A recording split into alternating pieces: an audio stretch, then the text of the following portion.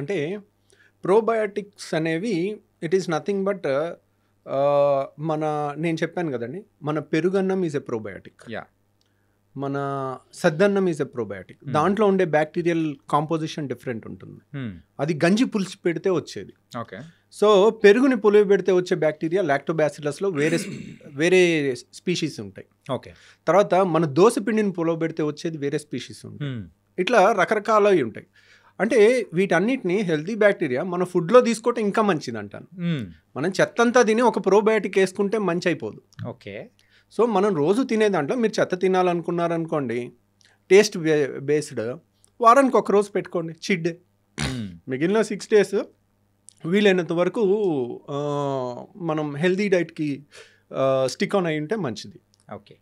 And మన gut health విషయానికి వచ్చేటప్పటికి రీసెంట్ టైమ్స్లో పేగు క్యాన్సర్ అనేది కూడా బాగా వింటున్నాము. సో అది యూజువల్గా ఎలా వస్తూ ఉంటుంది? అంటే మనం తీసుకునే లైఫ్ స్టైల్ హ్యాబిట్స్, ఫుడ్స్ వల్లే ఆ పేగు క్యాన్సర్ అనేది కూడా ఎక్కువగా వస్తూ ఉంటుందా, లేకపోతే దానికి గల కారణాలు ఏంటి? నేను రీసెంట్గా ప్యారిస్ వెళ్ళాను. ప్యారిస్ వెళ్తే అక్కడ ఫుడ్ చూస్తుంటే నాకు అదొక రకమైన విరక్తి కలిగింది. ఉదయం లేవగానే అక్కడికి వెళ్తే హోటల్లో బుఫే పెడతారు. ఏముందంటే బ్రెడ్, జామ్, లేదంటే ఆ సాసేజెస్లు, beef, pork, that is there. ఇంకేం లేదు వాళ్ళకి తినడానికి. They don't have anything. ఇప్పుడు మన ఇండియాలో 5 star హోటల్కి వెళ్ళండి, ఇడ్లీ ఉంటుంది, దోశ ఉంటుంది, వడ ఉంటుంది, ఉప్మా ఉంటుంది, ఒక 100 రకాలు ఉంటాయి. So they are all our traditional. We have so much variety to eat. వాళ్ళకి అంత వెరైటీ కనపడట్లేదు ఎక్కడ. తింటే మొత్తం స్టీక్, డైరెక్ట్ రెడ్ మీట్ ఎక్కువ తింటారు. అండ్ ఇది ఇంత మీట్ తిని మనం 4 లెట్టూస్ ఆకులు తింటే హెల్దీ థింగ్ వచ్చేది కదా, రాదు. So we have a wonderful options. మన traditional options are very good, very time tested. That is మీరందరూ ఇప్పుడు మన దగ్గర ఈ మీడియా ద్వారా క్యాన్సర్లు అవి ఎక్కువ వింటున్నాం అని భయపడుతున్నారు. కానీ మీరు నోట్ చేసుకోండి, టెక్స్ట్ బుక్ పేజ్ తీసి నోట్ చేసుకోండి కావాలంటే. Davidson text book of medicine అంటే ఇది ఆల్మోస్ట్ MBBS డాక్టర్స్కి భగవద్గీతతో సమానం. అలాంటి బుక్లో హ్యారిసన్ కానీ డేవిడ్సన్ కానీ CMDT అనే టెక్స్ట్ బుక్లో కోలన్ క్యాన్సర్ అనే చాప్టర్ ఓపెన్ చేయండి.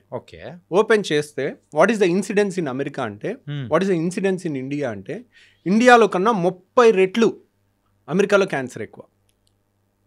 30 రెట్లు కోలన్ క్యాన్సర్, పెద్ద పేగు క్యాన్సర్. 50 ఏళ్ళు దాటిన ప్రతి ఒక్కళ్ళు 5 ఏళ్ళకి ఒకసారి కానీ కొలనోస్కోపీ చేయాలి. కొలనోస్కోపీ అంటే ఆల్మోస్ట్ ఇంత పెద్ద పైప్ని మోషన్ ద్వారా నుంచి కంప్లీట్గా వెళ్ళి పెద్ద పేగంతా స్టడీ చేస్తారు ఎక్కడన్నా క్యాన్సర్ వస్తుందా అని. That is a rule. మీరు అది చేయలేదనుకోండి, యువర్ ఇన్సూరెన్స్ ప్రకారం నువ్వు అది చేయించుకోలేదు, రేపు నీకు క్యాన్సర్ వస్తే నీకు ఇన్సూరెన్స్ కూడా కవర్ అవ్వదు. ఇండియాలో ఆ రూల్ లేదు. ఎందుకని? మీరు ఏ టెక్స్ట్ బుక్ అన్నా చదవండి, కోలన్ క్యాన్సర్ అంటే 5 ఏళ్ళకి 10 ఏళ్ళకి ఒకసారి కొలనోస్కోపీ చేసి స్క్రీనింగ్ చేయాలి. ఇండియాలో అది లేదు. ఎందుకు? 30 times more common in western population. యూరోప్లో, యుఎస్లో దట్ ఈస్ మోర్ కామన్. మన ఇండియాలో ఎందుకు లేదు? మన food habits, we have so much to eat. అన్ని ట్రెడిషనల్, వెజిటేరియను, మంచిగా అన్నము, పప్పు, లేదంటే ఒక కూర, ఒక వెజిటబుల్ కూర, తర్వాత పెరుగు. ఆ ట్రెడిషన్కి మనం అలవాటు పడున్నాం ఎప్పటి నుంచో.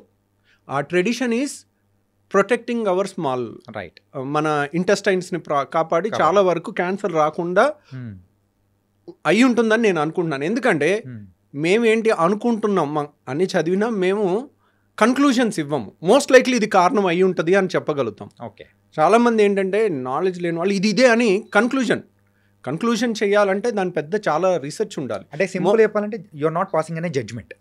But most likely this might be the reason. అక్కడికి వెళ్తే అసలు ఏం తినాలో అర్థం కాల. ఆ బ్రెడ్ జామ్ ఎంత చండాలంగా ఏమని తింటాం రోజు అదేనా, లేదంటే కార్న్ఫ్లేక్స్, ఇంకేం తింటాం చెప్పండి మీరు.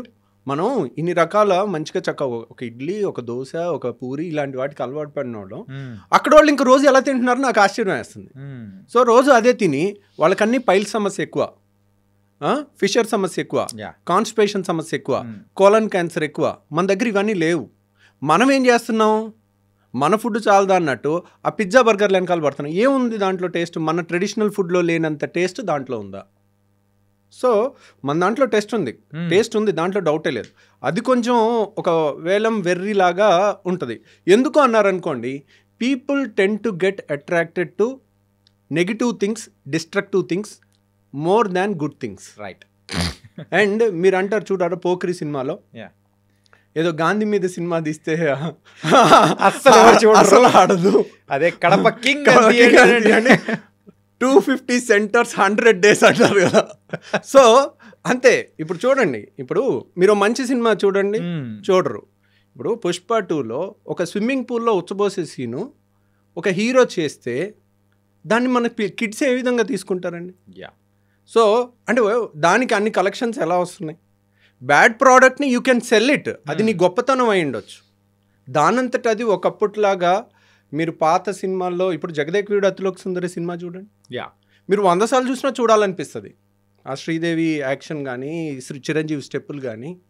So there is impeccable, that is real టాలెంట్తో వచ్చింది, ఇది మార్కెటింగ్తో వచ్చింది. డిఫరెన్స్ అనేది కూడా ఉంటుంది. ఓకే సార్, యూజువల్గా గ్యాస్ట్రిక్ ఇష్యూస్ ఉన్న వాళ్ళకు హార్ట్ అటాక్స్ అనేది కూడా వచ్చేస్తూ ఉంటాయి అంటారు. మరి ఇందాక మీరు చెప్పిన హార్ట్ బర్న్ అనే ఎక్కువ సిచ్యువేషన్స్ ఉంటారు, లేకపోతే హార్ట్ అటాక్స్ నిజంగా వచ్చే అవకాశాలు ఉంటాయంటారా? గ్యాస్ట్రిక్ రిలేటెడ్గా గ్యాస్ సమస్యలు ఉన్న వాళ్ళకి హార్ట్ అటాక్ వస్తుందని ఎక్కడ ఏ పుస్తకాల్లో లేదండి. కాకపోతే ఏంటంటే గ్యాస్ సమస్యలు ఉన్న వాళ్ళకి చెప్పాను కదండి, చాలా మందికి ఈ అప్పర్ వాల్వ్ అనేది లూజ్గా ఉంటుంది, వాళ్ళకి హార్ట్ బర్న్ కామన్గా ఉంటుంది. వాళ్ళకి చాలా వరకు హార్ట్ ప్రాబ్లం ఏమో అన్న భయం ఉంటుంది, కానీ యూజువల్గా వాళ్ళకి హార్ట్ అటాక్స్ పెరిగే అవకాశం లేదు. హార్ట్ అటాక్స్ పెరగచ్చు, దేనివల్ల పెరగచ్చు? రోజు బిర్యానీ తింటున్నారు అనుకోండి, దాంట్లో ఆయిల్ ఎక్కువ ఉంటుంది, కొలెస్ట్రాల్స్ ఎక్కువ ఉంటాయి. మనం తినే ఫుడ్ డైలీ అన్హెల్దీ ఫుడ్ తింటున్నాం అనుకోండి, డైలీ మన ట్రెడిషనల్ ఫుడ్ ఏంటి? చక్కగా కూర, పప్పు, పెరుగు ఈ టైప్ తినకుండా, సాంబారు, రసం ఇట్లాంటివి తినకుండా రోజు మనం బిర్యానీలు తింటుంటే that is not our food, that is not healthy food also. వారానికి ఒక రోజు ఈజ్ ఓకే. సో అలా తింటుంటే దానివల్ల హార్ట్ అటాక్ వస్తుంది. దాంట్లో గ్యాస్ వల్ల రాదు, మనం తినే కంటెంట్స్ ఆర్ నాట్ గుడ్, దానివల్ల రావచ్చు. ఓకే. దానివల్ల ఏముంది, మగవాళ్ళకైతే చిరుబొజ్జు వస్తుంది, అందరికి ఇప్పుడు లేడీస్కి అయితే ఫ్యాట్ అంతా సీట్ దగ్గర పేరుకుంటుంది, మగవాళ్ళకి పొట్ట కొండలాగా పెరుగుతుంది. సో ఎప్పుడైతే పొట్ట దగ్గర ఫ్యాట్ పెరుగుతుందో వాళ్ళకి హార్ట్ అటాక్స్ ఎక్కువ వచ్చే అవకాశం. ప్రపంచం అంతటా మగవాళ్ళు ఆడవాళ్ళ కన్నా 2 ఏళ్ళు తక్కువ బతుకుతారు. మీరు జపాన్లో యావరేజ్ లైఫ్ స్పాన్ తీసుకున్నారనుకోండి, లేడీస్లో 83 ఏళ్ళు, మగవాళ్ళు 81 ఏళ్ళు. ఎందుకు? అమెరికాలో కానీ, జపాన్లో కానీ, మీరు ఇండియాలో కానీ ఎక్కడైనా తీసుకోండి, మగవాళ్ళ కన్నా ఆడవాళ్ళు 2 ఏళ్ళు ఎక్కువ బతుకుతారు.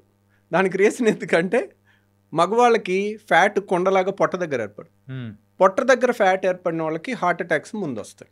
ఓకే, అందుకోసమే లేడీస్ తొందరగా. కాబట్టి లేడీస్లో కూడా కొంతమందికి పొట్ట దగ్గర ఫ్యాట్ వస్తుంది, వాళ్ళకి కూడా హార్ట్ అటాక్స్ ఎక్కువ వస్తాయి. ఆండ్రాయిడ్ ఒబిసిటీ అంటారు దాన్ని. పొట్ట దగ్గర పెరిగితే దాన్ని ఆండ్రాయిడ్ అంటారు. ఆండ్రాయిడ్ ఫోన్ కాదు, ఆండ్రాయిడ్ ఒబిసిటీ అంటే male type of obesity. Android gynoid అంటే ఫీమేల్ టైప్ ఆఫ్ ఒబిసిటీ, అంటే సీట్ దగ్గర ఎక్కువ పెరగటం అనమాట.